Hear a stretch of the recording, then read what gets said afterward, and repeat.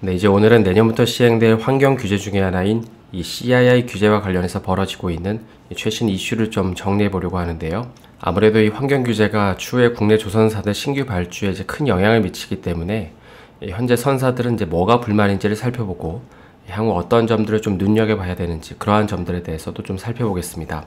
그 전에 먼저 멤버십에 가입하시면 이러한 정보를 원문과 또 동시에 실시간으로 받아볼 수 있는 만큼 많은 분들의 관심을 부탁드립니다. 일단 이 CII 규제에 대해서는 이제 지난 몇 번의 영상을 통해서도 이제 계속 강조를 좀 드리고 있는데요. 이 CII라는 건 이제 번역하면 이 탄소 집약도 지수라고 해서 이 선박의 탄소 배출량을 해마다 측정해서 선박의 등급을 나누고, 만약에 이제 하위 등급으로부터 분류된 선박은 향후에 어떻게 이 문제를 해결할 것인지 대안을 제출하는 이제 그런 규제입니다. 그러니까 간단하게 말해서 이제 1톤의 화물을 이제 1헬이 운송하는 데 배출되는 이 온실가스량을 계산한 값인데요. 이제 보시는 것처럼 이제 A부터 E까지 이제 5단계로 평가를 하는데, 어떤 선박이 2등급, 그러니까 매우 불량 등급을 받거나 여기 이제 D등급을 받게 되면 이제 그 선주는 이 높은 등급으로 올라갈 수 있는 계획안을 제출해야 됩니다. 그리고 만약 이마저도 안 되면 그 선박은 시장에서 퇴출되거나 이제 운항 금지를 시키는 것이죠. 그래서 이제 이 규제가 시행되면 이 낮은 등급을 받지 않기 위해서 이제 선박들은 느린 속도로 운항하거나 이제 연료를 바꾸는 이런 결정들을 이제 내려야 되는데, 만약에 이제 낮은 속도로 운항한다면 이 항해 시간이 더 길어지는 만큼 이제 같은 양의 화물을 옮기기 위해서는 이제 더 많은 선박이 필요해지게 됩니다. 그러니까 보내는 물량은 정해져 있는데 이제 이를 운송하는 선박의 속도가 느려졌으니까 이제 더 많은 배가 필요한 것이죠. 그리고 이제 이 가운데서 어떤 선박들은 이제 낮은 등급을 받아서 폐선되는 선박들도 이제 더 많아질 거기 때문에 결국 신조 선박 발주가 늘어나게 될 거라는 논리입니다. 그럼 이제 내년부터 시행되는 이 CII 환경 규제는 정말 향후 조선사들이 이 신조 선박을 수주하는 데 엄청나게 큰 영향을 미칠 수 있을까요?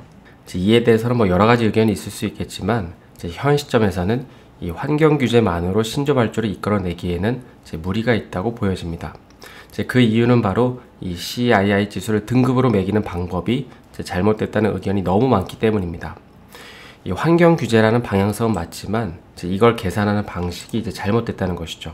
이제 보시는 건 그 CII를 이제 계산하는 수식인데, 이제 수식이 굉장히 어렵게 되어 있지만은 뭐 이걸 굳이 이해하실 필요는 없고요.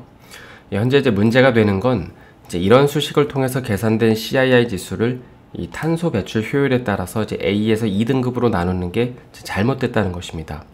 그래서 이제 여기서 나눌 때 적용되는 기준을 여기 이제 AER이라고 하는데요. 여기 AER을 계산하는 수식은 이런 건데, 이제 연간 CO2 배출량 곱하기 선박의 적재 톤수 그리고 이제 항해 거리를 이제 곱해줍니다. 그런데 이제 여기서 문제가 되는 게 바로 이제 이 부분인데요. 이 선박의 적재 톤수라는 부분인데, 그러니까 이 부분을 이제 DWT, 그러니까 선박 적재량으로 하는 게 아니라 실제 운항, 그러니까 실제로 이제 운송되는 화물의 양으로 이제 계산하자는 것입니다. 이건 이렇게 생각해 보시면 좋을 것 같은데요. 예를 들어서 이제 다른 변수가 이제 되는 조건들을 제외하고, 여기 이제 A사는 5톤 트럭을 보유하고 있고, 이제 B사는 1톤 트럭을 보유하고 있다고 이제 가정을 해보죠. 그럼 이제 이 경우 당연히 이 5톤 트럭이 유발시키는 환경 문제가 이제 더 심각할 수밖에 없겠죠. 왜냐하면 이제 5톤 트럭이 차체도 크고 또 이를 이제 운행시키는 데 드는 연료도 많이 들기 때문입니다.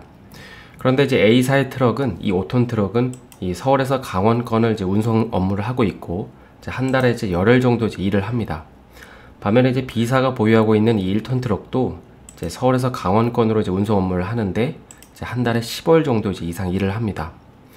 그럼 이제 이 두 트럭 중에서 어떤 차량이 더 매연을 많이 배출하면서 다닐까요? 당연히 이제 상식적으로 이 B사의 이제 1톤 트럭이 되겠죠. 왜냐하면은 기본적으로 이 운행 일수가 더 많기 때문입니다. 하지만 이제 현재 계산 방식인 이 AER 기준으로 보면 이 A사의 5톤 트럭은 그 최대로 실을 수 있는 용량이 이 B사의 1톤 트럭보다 이제 더 많기 때문에 이제 이런 식으로 이제 더 나쁜 등급을 받습니다. 그러니까 실제 운송 일수는 얼마 안 되는데 단순히 이제 한 번 운송 업무를 할 때 이제 5톤을 꽉꽉 채워서 이제 실을 거라고 이제 가정을 하기 때문인데요.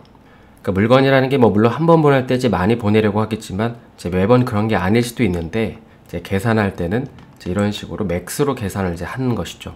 그래서 이제 억울한 건데, 그래서 이제 이런 이유 때문에 현재 그 대표적 세계적인 해운사인 머스크와 MSC는 이제 이 규제에 대해서 이제 반대를 하는 건데요. 그러니까 실제로 운항한 일수가 이제 더 적음에도 불구하고 단순히 이제 선체가 크고 기본적으로 배출하는 양이 많다고 해서 DWT가 큰 선박들의 페널티를 가하면 안 된다는 것입니다.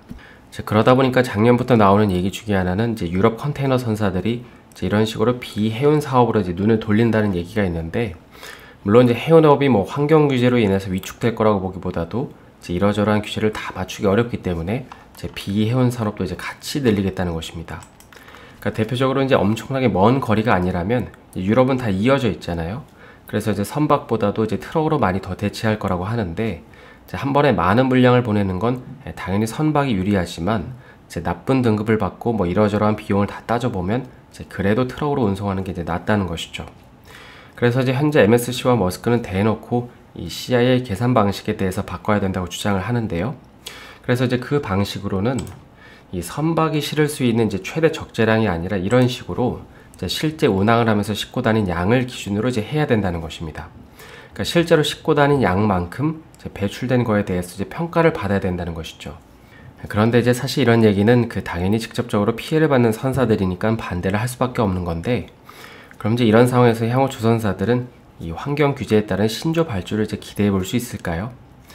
일단 현 시점에서는 운항과 관계없는 항차 또는 활동에 대한 이 제외 조항을 포함할지에 대해서 추가 논의가 필요한 상황이지만, 설사 CII 규제가 일부 완화가 되더라도 선속이 느려지기 때문에 선박 부족 현상이 나타나고, 그래서 결국 신조 선박에 대한 수요는 늘어날 수밖에 없고, 또 여기에 더해서 잘 알려진 것처럼 선박 개조가 이루어지면 시중에 돌아다니는 선박들이 없기 때문에 선박 수요는 늘어날 수밖에 없습니다.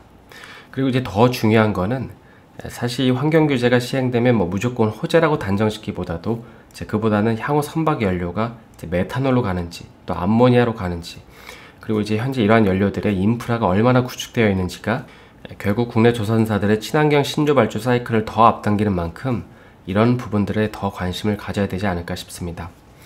그래서 오늘은 2개월 뒤에 시행될 이 CII 규제에 대해서 좀 살펴봤는데요. 오늘 영상이 도움이 되셨다면 좋아요와 구독 부탁드립니다.